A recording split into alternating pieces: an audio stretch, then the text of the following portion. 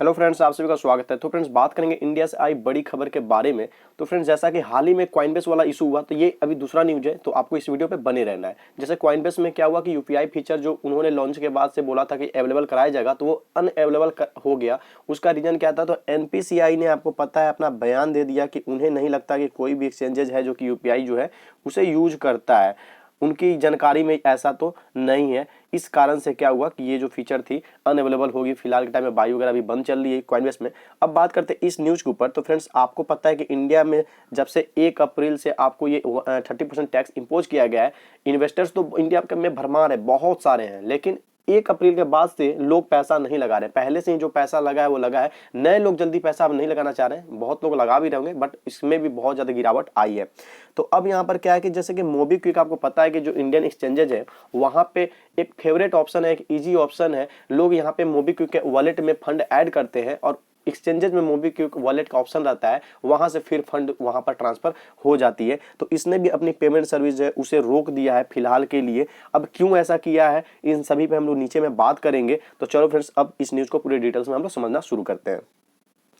तो फ्रेंड्स, बात करें यहाँ पे, तो यहाँ पे है कि जो भारत में क्रिप्टो करेंसी ट्रेडिंग वॉल्यूम एक्सचेंजों में है वो गिर गया है, जैसा कि आपको पता है। बट और देख लेते हैं। अब यहाँ पे है कि जैसे कि 30% जब से ये टैक्स इंपोज हुआ है उसी के बाद का ये असर है, ये भी आपको पता है। अब यहाँ पे बोल रहा जा रहा है कि इसके अलावा जो लोकप्रिय भुगतान सेवा प्रदाता, मतलब जो पेमेंट सर्विस प्रोवाइडर था लोकप्रिय, जो फेमस, वो कौन सा था? तो मोबीक्विक था। इसने भी अपने एक्सचेंज पर सेवा बंद कर दी है, जिस कारण से और ज्यादा गिरावट आ गई है। गिरावट तो हुई थी, ये बात सबको पता था, बट ये जब तक चल रहा था तब तक थोड़ा ठीक था, लेकिन ये जब बंद हो गई तो इसका और गिरावट आ गया, क्योंकि इसके थ्रू बहुत लोग पेमेंट ऐड करते थे। तो अब बात करते हैं फ्रेंड्स और ज्यादा यहाँ पे। अब जो क्रिप्टो ट्रेडिंग के वॉल्यूम वगैरह जिस तरह से गिर गई है, तो अब ऐसा यहाँ पर दिखाया जा रहा है, जैसे कि डाटा वगैरह अगर बात की जाए, तो यहाँ पर मनी कंट्रोल ने बताया अपने क्रिप्टो रिसर्च फर्म के द्वारा कि यहाँ पे जो एक्सचेंज में से प्रमुख एक्सचेंज है उनके वॉल्यूम की अगर बात की जाए, तो वजीर एक्स की जो ट्रेडिंग वॉल्यूम है अगर उसकी देखा जाए तो यहाँ पे 72% की गिरावट देखी गई है। वही क्वाइन डीसीएक्स में बात किया जाए 52%, और यहाँ पे जेपे में बात की जाए तो 59%। और इन सब में इस तरह की जो गिरावट है इसका सामना करना पड़ रहा है, और जिसका सबसे बड़ा रीजन अगर आप देखो तो वो है 30% टैक्स। उसके बाद से सेकेंड रीजन आप देख लो, जो मोबीक्विक जो अभी फिलहाल अपने सर्विस को प्रोवाइड करना बंद कर दिया, ये भी एक बड़ा रीजन है, क्योंकि अगर ये भी अभी चालू रहता तो बहुत सारे लोग इससे भी ऐड करते थे फंड।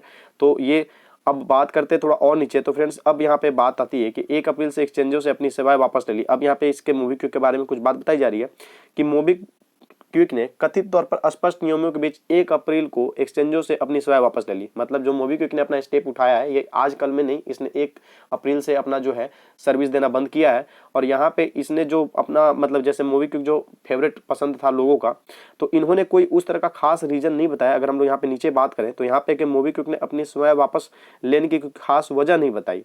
मतलब कि इसने तो अपना सर्विस बंद कर दिया, ठीक है, बट इसने अपने एक्सचेंजर्स को इस कदम के लिए कुछ खास रीजन नहीं बताया कि भाई मैं ऐसा क्यों कर रहा हूं। बस इसने कर दिया तो कर दिया। तो आपको पता होना चाहिए कि ऐसा क्यों किया होगा। जिस तरह से एनपीसीआई ने एक बयान दे दिया, उसके अलावा 30% जो 1 अप्रैल से टैक्स लगा है, और जिस तरह से कड़ैया व्यवहार रहा है अपने इंडियन गवर्नमेंट का क्रिप्टो करेंसी को लेकर, तो हो सकता है इसी कारण से इनका भी मूड बदला हो। तो फ्रेंड, जैसे मैंने आपको बोला, जैसे पिछले हफ्ते यहाँ पे क्रिप्टो एक्सचेंज कॉइनबेस ने घोषणा की कि यह पूरी तरह से भारत में लॉन्च हो गया, और जो भी यूजर्स हैं वो यूपीआई सिस्टम का उपयोग करके क्रिप्टो खरीदने के लिए फंड ट्रांसफर कर सकते हैं। हालांकि national payment corporation of India NPCI, जिसने यूपीआई बनाया, ने यह कहते हुए जवाब दिया कि कोई भी crypto currency exchange UPI system का उपयोग नहीं कर रहा है। इसके बाद से फिर जैसे उसने, मतलब कॉइनबेस के लोगों ने, जैसे टीम ने घोषणा की थी, उसके बाद से फिर वहाँ पे घोषणा में चेंज आया, और वहाँ पे फिर उन्होंने कहा कि भाई हमारे पास अभी जो यूपीआई का फीचर है ये अनअवेलेबल है, आप इस फीचर के थ्रू कुछ भी बाई वगैरह नहीं कर सकते हो। फिलहाल ये अभी सर्विस प्रोवाइड नहीं हो रही है, बंद चल रहा है। अब जैसा कि आपको पता है 1 जुलाई से जो है 1% टीडीएस भी लगने वाली है। तो अब एक भारतीय संसद सदस्य ने हाल ही में बताया कि यह क्रिप्टो उद्योग को क्यों मार देगा। तो फ्रेंड्स, यहाँ नीचे थोड़ा बहुत इसे भी पढ़ लेते हैं, उसके बाद सब यहीं पे सब कुछ खत्म हो जाएगा। तो फ्रेंड्स, अब इस वाले न्यूज में देखा, मतलब सॉरी डिटेल्स में देखा जाए तो यहाँ पे यही सब बातें बोला जा रहा है कि जो इंडियन गवर्नमेंट है ना, वो क्रिप्टो के लिए फ्रेमवर्क पे काम कर रही है, और उसमें वित्त मंत्रालय के अधिकारी ने कथित तौर पे, मतलब अपना बयान दिया था हाल ही में, उसी चीज को यहाँ पे डाला गया, जो कि है आपको पता है IMF। उसके अलावा इंडियन मॉनेटरी फंड होती है IMF, sorry international monetary fund होती है IMF।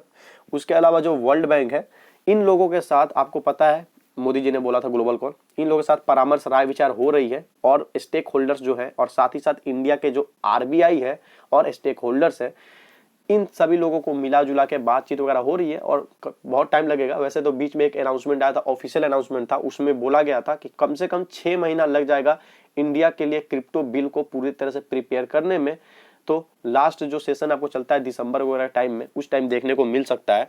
तो अब देखा जाए फ्रेंड्स कब बिल आती है। अभी तो हम लोग को वैसे भी 30% जो है आपको टैक्स लगा हुआ, 1% जो टीडीएस आने वाला है, और उसके अलावा जो एक्सचेंजेस में वॉल्यूम इस तरह से गिरी हुई है, अगर इसी तरह से सब कुछ रहता है तो एक्सचेंज का भी कमर टूटने लगेगा, क्योंकि अगर कोई ट्रेड नहीं करेगा, कोई इन्वेस्टिंग नहीं करेगा तो एक्सचेंज की कमाई कहाँ से होगी। और ये सब जब तक इस तरह से चलेगा तो लोग भी, नए लोग जो है वो पैसा नहीं कमा पाएंगे, या बहुत लोग नए जो है वो मार्केट में आने के लिए पूरी तरह से तैयार बैठे थे, लेकिन इस तरह के कानून के बाद वो लोग भी एंट्री नहीं ले रहे हैं, क्योंकि सबको 30% जो है वो टैक्स बहुत ज़्यादा लग रहा है। टैक्स देने के लिए सभी रेडी थे, बट हम लोगों को क्या चाहिए था, एक रीजनेबल अमाउंट चाहिए था। जिस तरह बाकी जगह आप टैक्स देते हैं, शेयर मार्केट है और भी बहुत जगह टैक्स है, या फिर चलो टैक्स स्लैब ही बना दो, 30% ही लेना है तो लो, लेकिन टैक्स स्लैब बना दो कि इतना इतना लोग के लिए, तो उसमें 30 कर दो कि इतना से ऊपर फंड के लिए इतना, उतना से नीचे फंड के लिए 25%, इतना से नीचे फंड के लिए 20%, इस तरह से टैक्स स्लैब हो जाना चाहिए। तो ये भी सही है। तो चलो फ्रेंड्स, अब आगे फिर कुछ इंडिया से अपडेट आता है तो उस पर फिर हम लोग बात करेंगे अच्छे से डिटेल में। फिलहाल के लिए इतना ही न्यूज़ था। तो अगर ये आपको वीडियो अच्छी लगे तो प्लीज़ लाइक करो जल्दी से, चैनल पर नए हो तो सब्सक्राइब जरूर से कर लो, क्योंकि कोई भी क्रिप्टो मार्केट की न्यूज़ मेरे चैनल से मिस नहीं होती है। तो मिलते हैं फ्रेंड्स अपने नेक्स्ट वीडियो में।